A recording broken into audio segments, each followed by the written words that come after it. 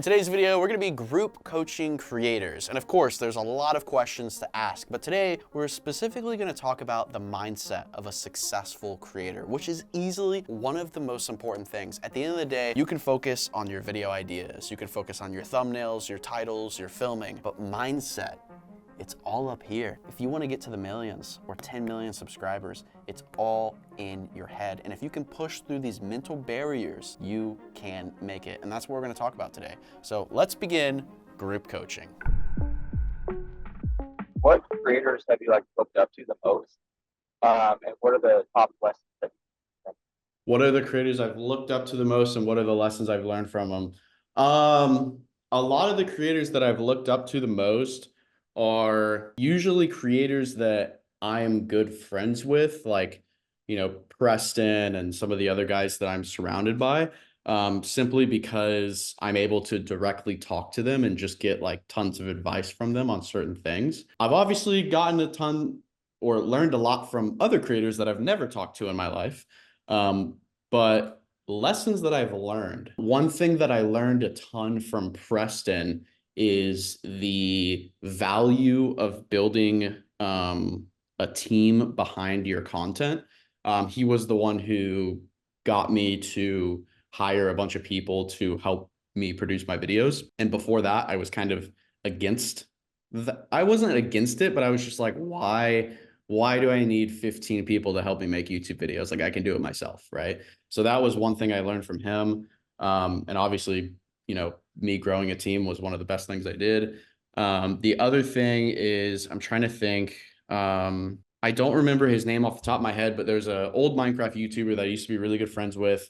I knew him like 8 years ago. And he stopped doing YouTube. He doesn't do it anymore, but he got me into reading books. Before then, I hated books. I failed English in school and I hated reading. It was like the worst thing ever, probably because my brain has just been filled with Shakespeare and I'm just like, this is so boring. But he got me into reading business and personal development books, books that specifically help you get better at running a business or talking to people or understanding the mindset of an entrepreneur and getting through failure, hard times, and all these books that I'm reading are from people that have built very successful businesses. So you're taking a lifelong lesson in one book that they produced and you're consuming it in 2 to 3 weeks. So it's really, really powerful. That really changed my life. It helped my mindset tremendously, simply because YouTube was very, very hard and you have to have a very strong mind to be able to push through like hundreds of failed videos over and over and over again.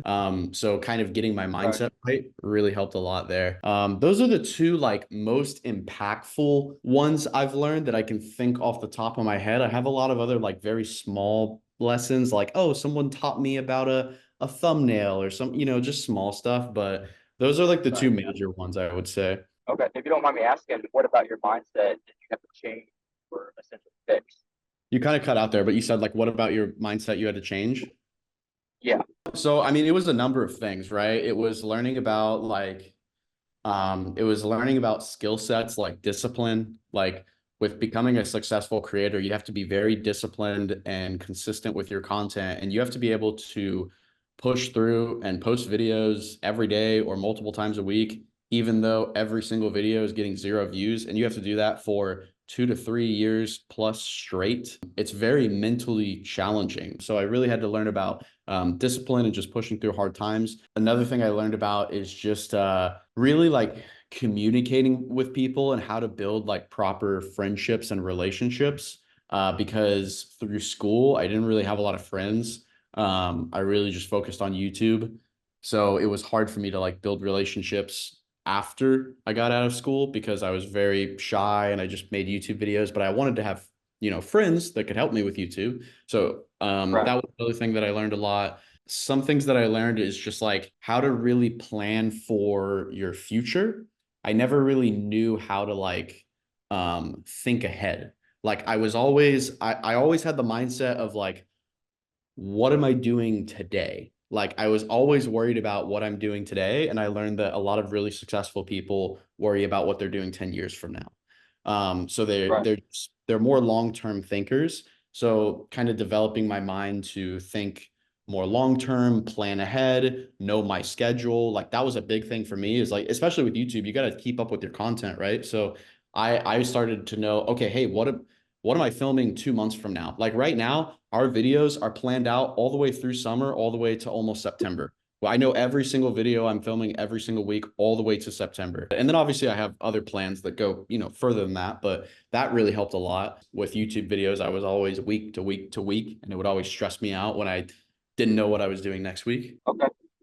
And you're having hard trouble. What did you like say to yourself, or what did you do times to keep yourself, mentally sane and keep pushing? I think what you said, there's like, you kind of cut out, but what did you, like, how did I keep myself mentally sane and not go crazy and not quit? Yep. And that's kind of what you're saying? Right.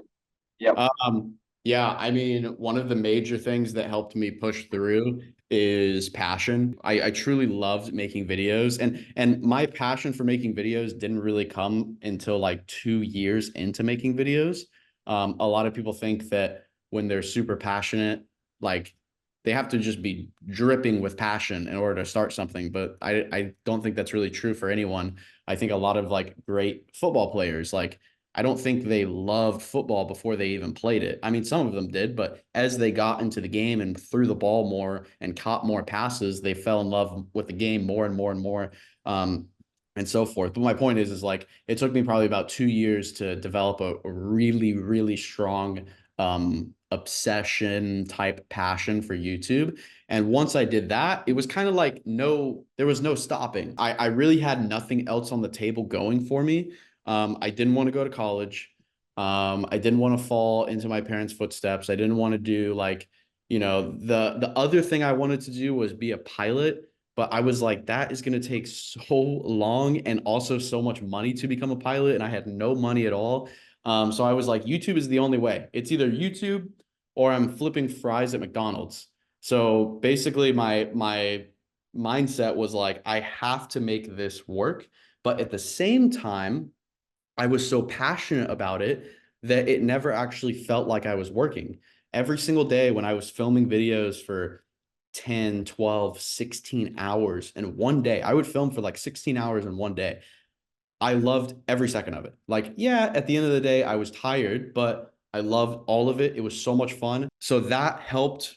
I mean, that's everything right there, because at the end of the day, like, the more you love to do something, you're just going to be able to push so much further than the person that just does it for money, or the person that just does it because they want to get famous on YouTube or whatever it is, But that helped tremendously.